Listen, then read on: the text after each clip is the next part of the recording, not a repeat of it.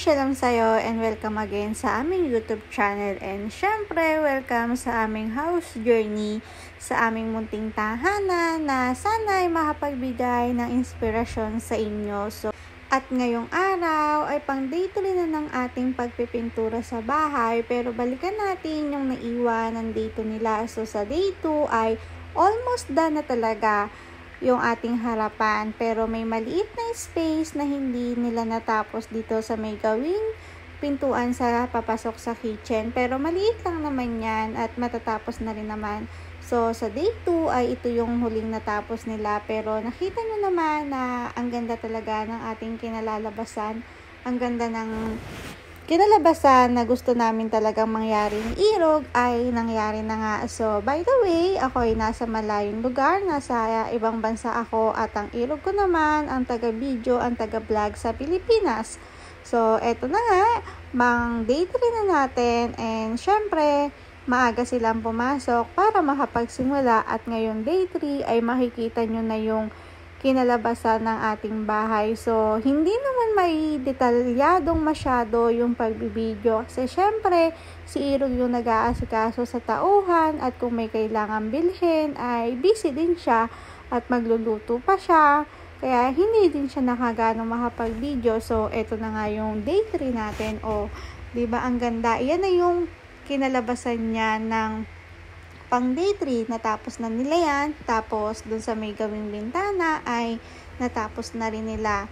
And, ayan, makikita nyo mabuti. Ang motive or kulay ng aming bahay ay gray. Tapos, etong mga sa buhos na yan ay tiles. Pinalagyan namin ng tiles. Tapos na siya. And then, ito, sa may canopy namin ay nilagyan din ni Kuya ng kulay black para mas lalong lumutang. So, nakita nyo ang ganda. Tapos, itong bintana ay nalagyan na rin nila ng kulay gray din siya. Bali, 3. Ang light, very light, tapos yung medyo dark.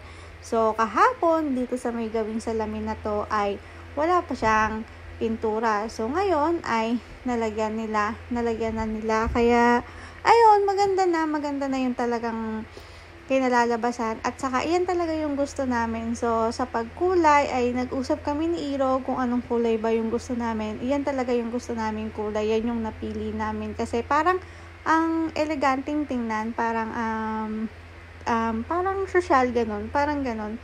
So at dahil nga dalawa silang gumagawa, si Kuya ay nandoon sa labas nagpipintura, natapos na niya dun sa labas, at meron din naman dito sa loob na nagsisimula na.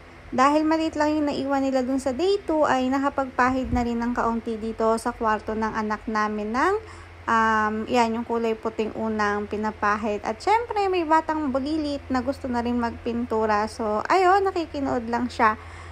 Makikita nyo dito, i-share ko sa inyo yung kinalabasan ng ating day 3 dun sa labas na talaga namang nakaka-inspired. Sana ay kahit na nabibigo tayo sa mga pangarap natin sa umpisa, kung may mga dumadating na pagsubok, ay magpatuloy lang tayo. Hindi man natin makuha sa tamang panahon na ninanais natin, lagi nating pagkatandaan, di baling mabagal, ang mahalaga ay umuusad. Sabi nga nila, mas mabilis, mas madaling mawala.